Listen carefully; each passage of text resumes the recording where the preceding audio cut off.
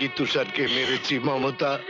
আমি আমি আমার নিজের বুকে আঘাত করেছি মমতা, আমার নিজের বুকে আঘাত করেছি মমতা। মমতা এই হুইল চেয়ার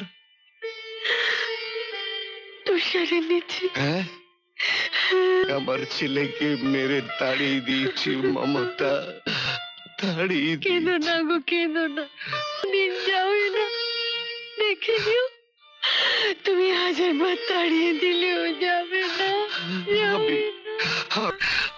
আমার সোনার টুকরো ছেলেকে মেরেছি মমতা, মমতা মেরেছি মেরেছি। না না না,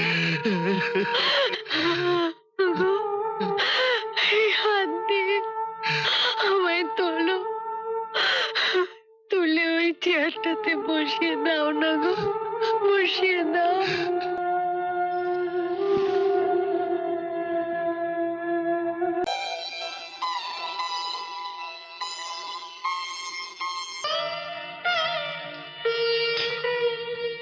তুষার, যন্ত্রণা হচ্ছে?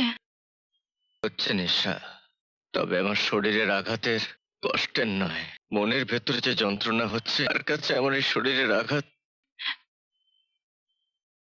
কিচ্ছু নয় নিশা, কিচ্ছু নয়। আমাকে আমাকে বলো তুষার, বলো না, কি হলে তুমি শান্তি পাবে?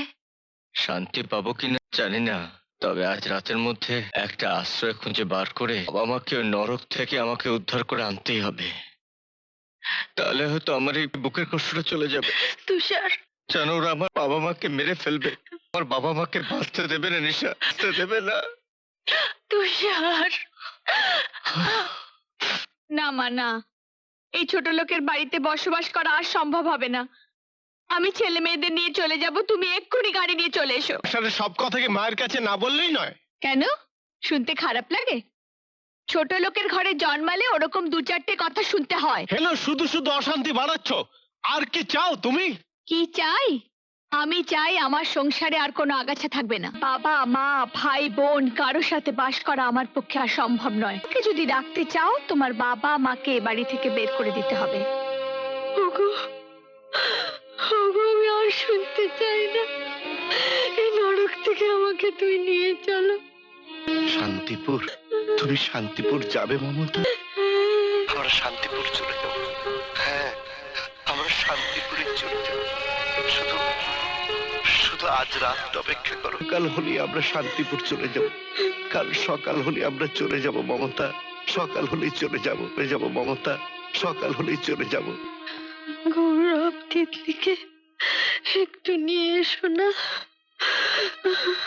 দেখতে বড় ইচ্ছে করছে, বড় ইচ্ছে করছে। আমি নিয়ে আসছি,